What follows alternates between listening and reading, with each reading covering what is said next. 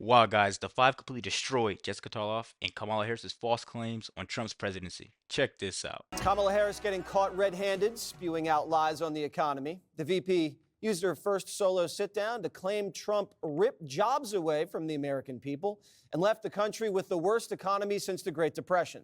Kamala was later slapped with this fact-check from CNN. Quote, Harris's claim is false. Trump presided over a gain of 414,000 U.S. manufacturing jobs, not a loss of at least 200,000. Take that, Jessica. But the liberals over on MSNBC are. Guys, that is true. I kind of want to see how Jessica swallows that pill because ABC has been calling her out for her lies. CNN has been calling her out for her lies. All her co-hosts have been calling her for her lies. It's only so long that you can support someone like Kamala Harris. Let's keep this video going, guys. I want to make it real long and talk, so let's keep going. Letting her off the hook with this lame excuse. Listen.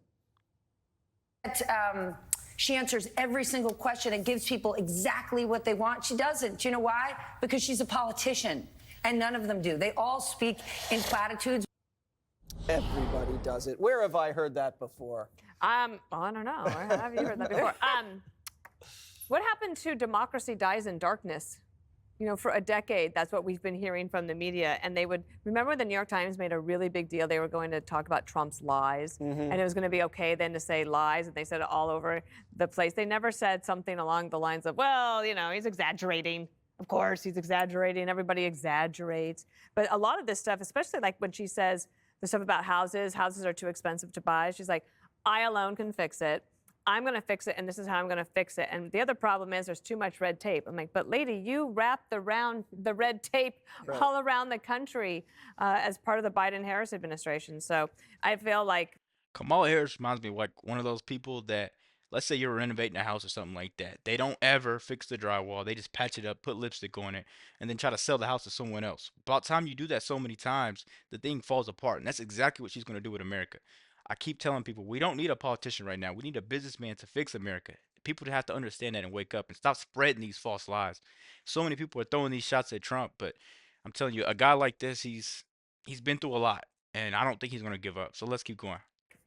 the more I listen to all of them, the more I just am going back to being free market principles and all of this, like tinkering with this. Let's do $25,000 here. Let's do this. Let's forgive this loan. Let's not forgive that loan. It's just tinkering that's not going to get us where we need to be. Yep. It's an opportunity economy, right, Jessica? What does that mean? It means an economy where everyone has the opportunity to succeed. Right. You answered that better than she did. But we don't have that now. And you won't have it. We have it in part, and it's going to get better. And I think, okay, so the way that Kamala... Even you laughed. Oh, boy. So the way that Kamala said it in the debate was factually accurate. The way that she said it with Stephanie Ruhle was not. And I think how she should do it from now on is you say, let's compare the first 3 years of both administrations. That's clean. It takes COVID out of it because we know that COVID obviously had huge effects on supply chain, wiping out jobs. So in the first 3 years versus the first 3 years, the Biden-Harris administration added 359,000 more manufacturing jobs than Trump did in his first 3 years and 200,000 more auto jobs. Clean and simple, put a bow on it. Those are the stats. Judge Janine. Vote for me. Judge You know Janine. what? I think the only thing that matters is the lady who may or may not be watching us who says, every time I go to the grocery store, I have to make sure I have enough money in my purse because inflation has gone up and wages have not gone up because, you know, I'm paying 20, 30% more for food and 55% more for auto insurance and 28% more for energy.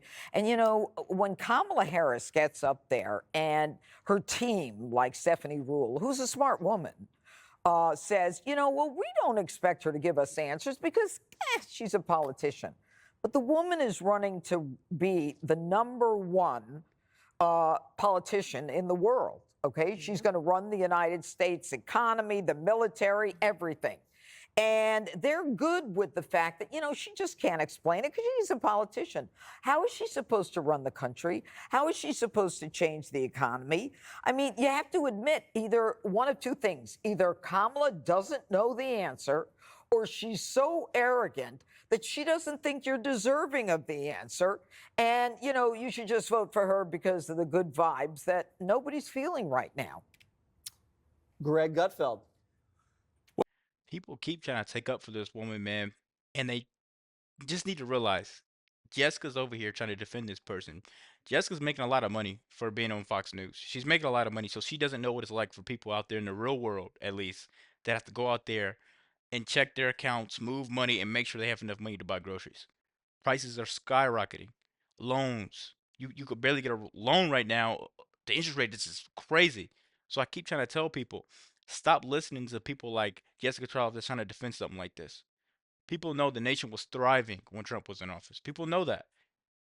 You know what I mean? I don't know why people are not trying to defend that, and they're trying to defend Kamala when she has a a crazy past and she never answers any questions. She doesn't want what's best for you. She was just in office with Joe Biden, and they ruined America.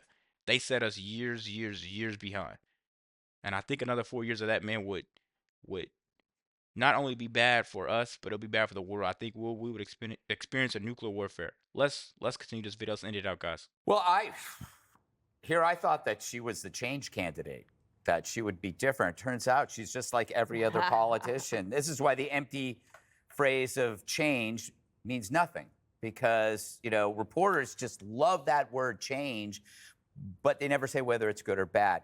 Politicians do lie. We know that. They all lie. Some of the lies are directionally true.